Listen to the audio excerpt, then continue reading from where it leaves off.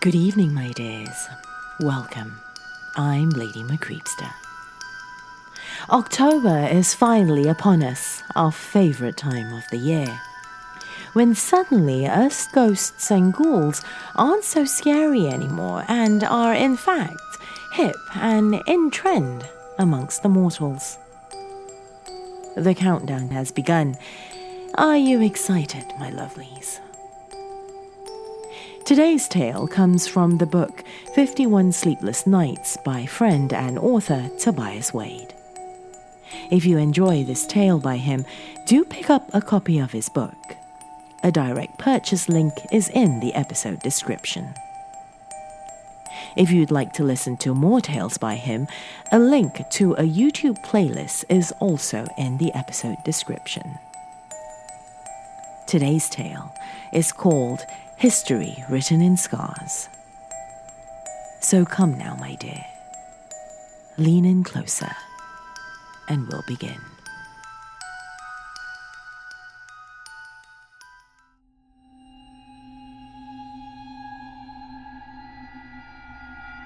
Not a cut, not a bruise from sleepwalking or a bang where I drunkenly hurt myself without remembering. I'm talking jagged, gnarly, vicious scars, which look like they've healed years ago. The first one to appear was an inch-long incision on my stomach, almost like a surgical wound. I live in college with a roommate, Robert, but he didn't remember anything happening. Then I called my parents and asked them if I'd ever had a surgery before, but the only procedure I'd undergone was having my wisdom teeth removed, a dead end unless they thought that the stomach was a shortcut to the mouth.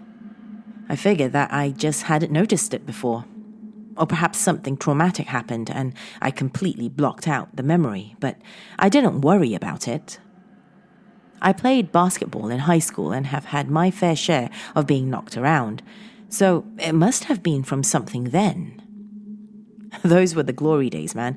I play on my collegiate intramural team now, but it's just not the same. I was a school hero back then, but life goes on, you know? All the victories and mistakes I made on and off the court, they're all ancient history. The next morning, I woke with a long scar along my forearm. It must have been deep, too. The skin holding it together was stretched, like I've grown since it closed. I ran my finger over it, but it didn't even hurt. The skin was slightly raised and hard, but otherwise I wouldn't have noticed if I wasn't looking right at it. I thought about going to the doctor, but it looked so old that he'd probably just say I forgot what caused it. I tried not to think about the scars for the rest of the day, although my buddy Chase noticed it during our practice that evening. I didn't want to sound like an idiot, so I made up a story about this time I fought off a mugger to protect my girlfriend and got swiped from his switchblade. Yeah, I think I remember you mentioning something about that, bro, he said. Bitch, please. I doubt that since I just made the story up on the spot. It wasn't interfering with my game, though, and I was so tired afterward that I just hit the showers and went straight to bed. I completely forgot about it until I was falling asleep, and then it was all I could think about. What if something was attacking me in the night?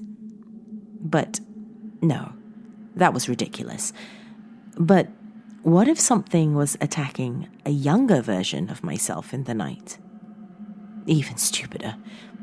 I eventually convinced myself that I was making a big deal out of nothing and fell asleep, but it was still the first thing I thought about when I woke up. I immediately stripped naked and checked myself in the bathroom mirror. Man, are you trying to shit out a log or a whole forest? I gotta take a piss. My roommate Robert was pounding on the door.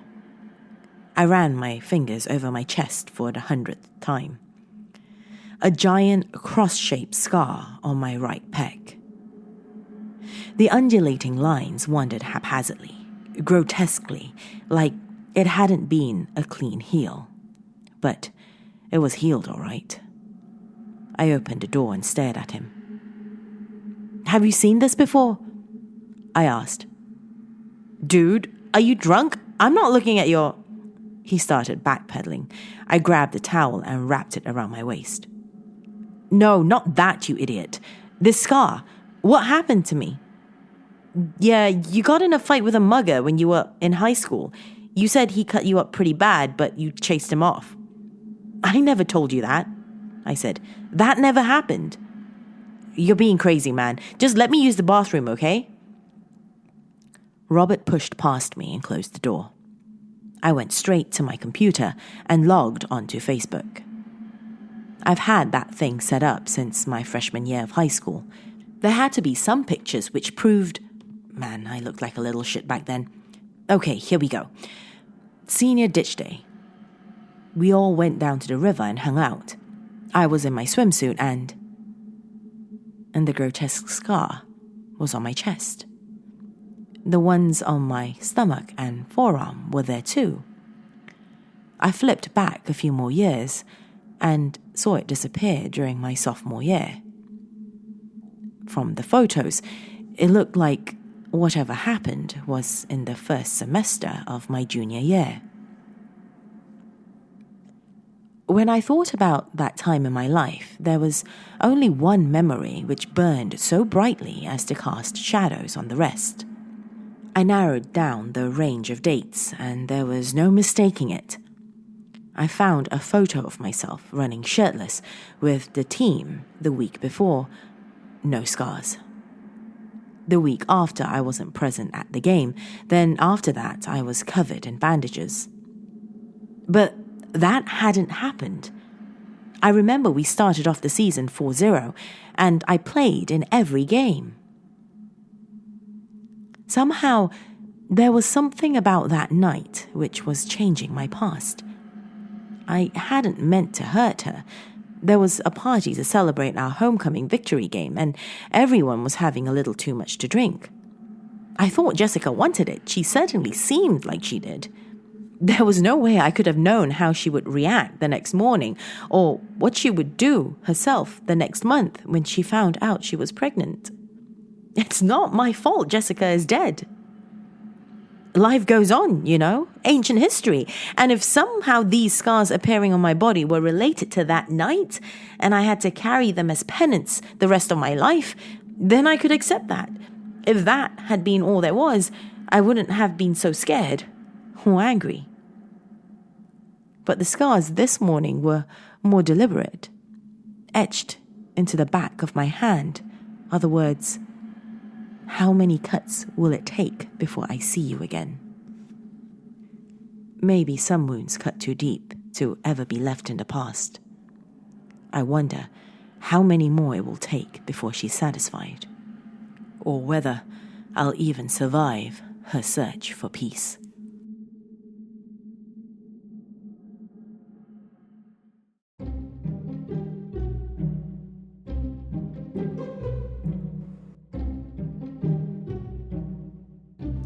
I'd like to thank you for joining me, my dears.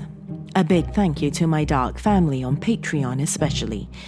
Your support really does help keep this channel and podcast going, so I do thank you. If you too would like to join our dark family, go to patreon.com/LadyMcCreepster for more information.